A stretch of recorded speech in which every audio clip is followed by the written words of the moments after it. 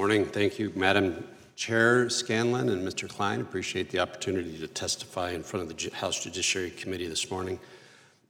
I've come to speak on a crisis that affects communities across our nation, the crisis of missing and murdered Indigenous women. Native women throughout the country face a murder rate 10 times higher than the national average, with 84% experiencing some kind of violence in their lifetimes. In my home state of Washington, Native Americans make up about 2% of the population. But a recent survey by the Washington State Patrol shows that Indigenous women account for 7% of the state's reported missing women.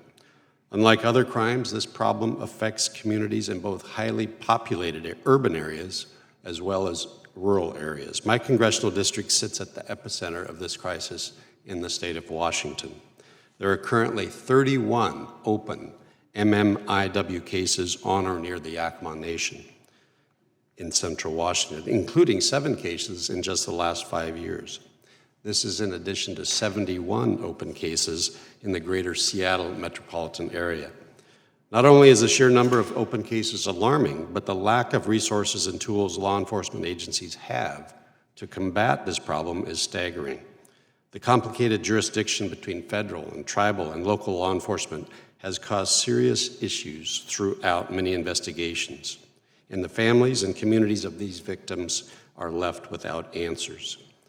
Now, I could sit here and continue to spout the heartbreaking statistics or share gruesome details about the women who have gone missing or whose bodies have been found across the country, but the truth is, we don't even have the accurate data to truly understand the breadth of this problem. To truly understand their stories, it is best to hear directly from the communities that are affected.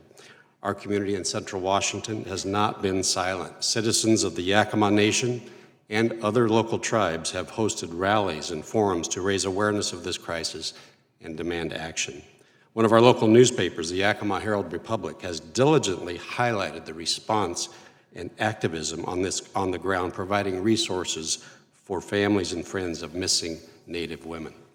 I'm here today in part to draw attention to the request I have made to this committee to host a field hearing in central Washington to discuss solutions to the MMIW crisis.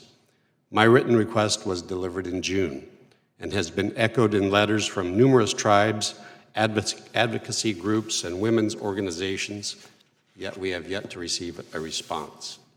This committee has held 26 hearings since those letters began arriving on your desks, but we have not been acknowledged. I would ask unanimous consent to submit for the record copies of the letters of my request, as well as letters from the Yakama Nation, the Colville Nation, the Puyallup Nation, the Samish Indian Nation, the Muckleshoot Tribe, the Nez Perce Tribe, the Washington State Women's Commission, the YWCA, as well as the missing and murdered Native Americans. Those will be received without objection. Thank you very much. A field hearing would provide members of the committee the opportunity to hear firsthand from the tribes, local law enforcement agencies, community members, and families who are dealing with this crisis every day. A visit to the Yakama Nation would help demonstrate the impact this crisis is having on our communities in central Washington and around the country. I sincerely hope you will consider accepting my invitation. Thankfully, the current administration has been actively pursuing this local input.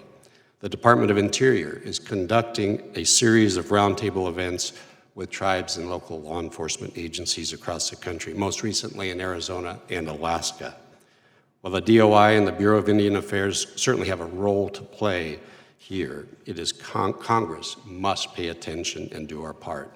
I have worked with colleagues, including Norma Torres and Deb Holland, as well as others, on proposals that would provide immediate assistance.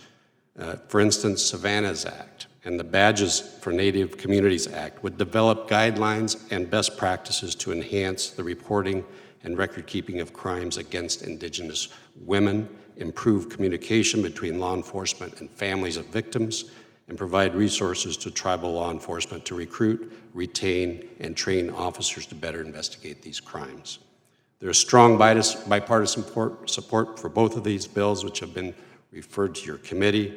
My colleagues and I stand ready to develop solutions that will work for local tribal communities and law enforcement. I hope members of the committee will join us in listening to the desperate pleas of these communities and seeking comprehensive solutions in bringing justice on behalf of women in these families. I thank you for your attention.